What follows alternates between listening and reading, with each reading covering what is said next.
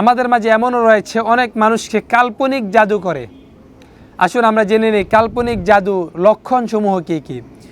কাল্পনিক জাদুর জন্য 3টা লক্ষণ রয়েছে। এই 3টা লক্ষণ যদি আমরা দেখি বুঝতে পারবো আমাদেরকে কাল্পনিক জাদু করা হয়েছে। 1 নম্বরে দণ্ডায়মান মানুষকে চলমান মানুষকে দণ্ডায়মান মনে হবে। একটা মানুষ হেঁটে যাচ্ছে কিন্তু আমাদের মনে হবে এই লোকটা হয়তো দাঁড়িয়ে আছে, অথবা একটা লোক দাঁড়িয়ে আছে আমার মনে হবে এই লোকটা হাঁটছে। এরকম যদি আমাদের মনে হয় তাহলে বুঝতে নিতে হবে আমার উপরে কাল্পনিক জাদু করা হয়েছে। 2 নম্বরে ছোট্ট একটা জিনিস এটাকে আমার কাছে অনেক বিশাল বড় মনে হবে, আবার অনেক বিশাল একটা জিনিস এটা আমার কাছে ছোট মনে হবে।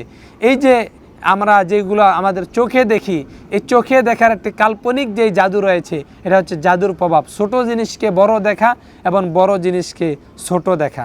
3 নম্বরে বিভিন্ন বস্তুকে অপকৃত অবস্থায় দৃশ্যমান দেখা, যেমন রশি, একটা রশি রয়েছে আমার মনে হয় যে এটা সাপভাবে হাঁটতেছে, আবার একটা সাপ আমরা দেখলাম এটা আমার মনে হচ্ছে এটা রশি, এই জন্য আমি তাকে ধরতে যাই।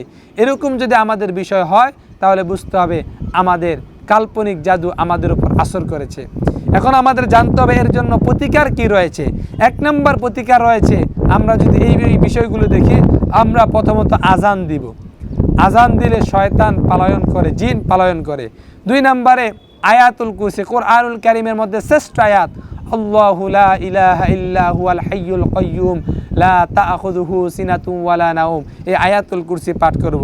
3 নম্বরে শয়তান তাড়ানোর জন্য নবীজি সাল্লাল্লাহু আলাইহি সাল্লামের শিখানো যে মাসনুন দোয়া রয়েছে এই মাসনুন দোয়াগুলো পড়তে পারি এবং বেশি বেশি আউযু বিল্লাহি মিনাশ শাইতানির রাজিম পাঠ করতে পারি।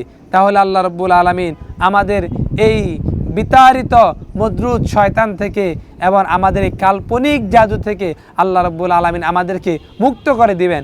যদি আমরা এই আমলটি করার পরে এটাকে ওরকমই মনে হয় তাহলে বুঝে নিতে হবে এটা স্বাভাবিক প্রক্রিয়া, এটা কোনো জাদু নয়। আর যদি কেটে যায় আলহামদুলিল্লাহ, এটা অবশ্যই কাল্পনিক জাদু রয়েছিল বিদায় এরকম হয়েছে আমরা ধরে নিতে পারি। আল্লাহ রাব্বুল আলামিন আমাদেরকে কোরআনিক চিকিৎসা গ্রহণ করার তৌফিক দান করুক, আমিন।